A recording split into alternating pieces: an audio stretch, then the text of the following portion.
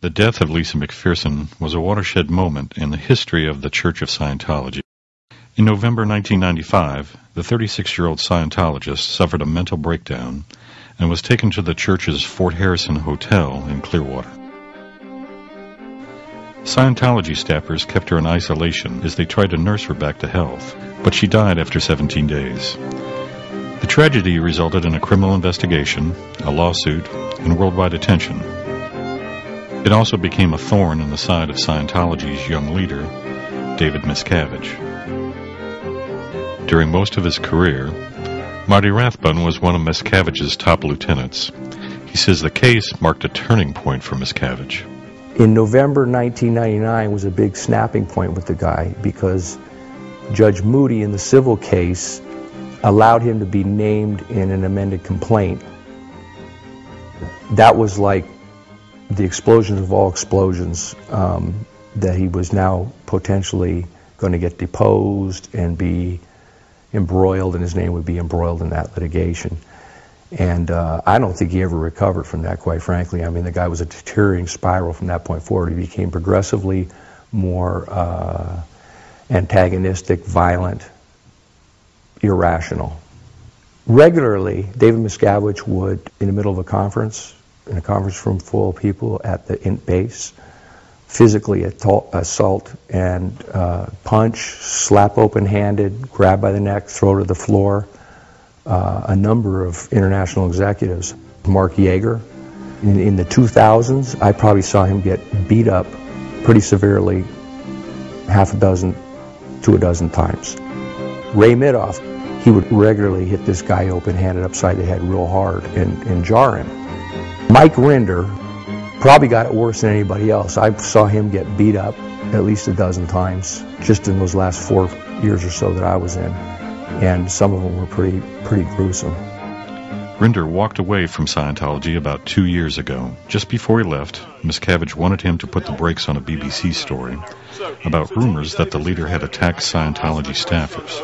When the BBC confronted him in 2007, Rinder denied that Miscavige had hit anyone. We're absolutely clear. As far as Mr. Miscavige is concerned, he has never thumped you. Absolutely. And he's totally not, and utterly. he's never And thumped your anyone. anonymous source. Okay.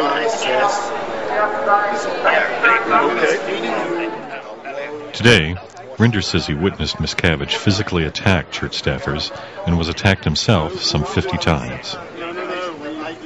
Amy Scobie, a former top executive who worked in the church for more than 25 years, says she too witnessed Miscavige's attacks. For much of her service, she was stationed at Scientology's base outside of Los Angeles, where her office cubicle backed up to a large conference table Miscavige frequently used for his meetings. David jumps up onto the table and across the table at Jeff Hawkins, who was a marketing manager at the time, and knocked him over, grabbed him around the neck, and was strangling him and pulling out his clothes. He had buttons popping. It was just all happening right at my feet. 3 defectors interviewed by the Times say they were among 30 or so people who were made to play a game of musical chairs. According to Rathbun, it started when the leader decided staffers were undermining him and in low ethical conditions. Miscavige wanted them transferred or offloaded from the base. He says, I've decided how we're going to get the offloads done. So he comes in and he makes everybody arrange the chairs around the big conference table and flip them backwards so the chairs are facing out. And he says, you all remember musical chairs from your childhood. There was this whole twisted thing about it, too, because he played this song, Bohemian Rhapsody. The one by Queen? By Queen, yeah. And there was all this significance attached to it because you've all committed these heinous crimes against humanity, and now you're in the same position as this guy in the song that nothing matters anymore, right? So this song got played over and over all night long as he played this sadistic game of musical chairs. But there was people, ramming people in, cross body blocks into the walls and, ripping people's clothing off. And, it was really pretty sickening.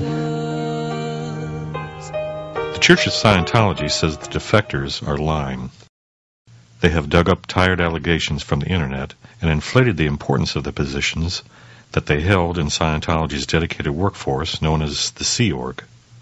They say it was the defectors who physically abused staff members, and when Miscavige found out, he put a stop to it and demoted them. Many of those interviewed for this story say they still believe in the principles of Scientology, but cannot maintain membership in the church under the rules of Scientology. I couldn't get beyond the fact that I observed what I observed, and I will not change that. And there is no amount of confessionals that are going to change what I saw. I had been somehow making it right and okay in my mind that certain things were going on, like him hitting these people, but it's not okay. I decided, if I don't remove myself from this environment, something really ugly is going to happen. And so I watched it. I restrained myself. And then we all went back up to the SP hall, except I slipped out to the side into the bushes, went and retrieved my motorcycle, and wheeled it down the hill, got it over by the back gate. As a car went out, and before the gate closed, I gunned it and headed off down the road. And that's the last I saw of the int base.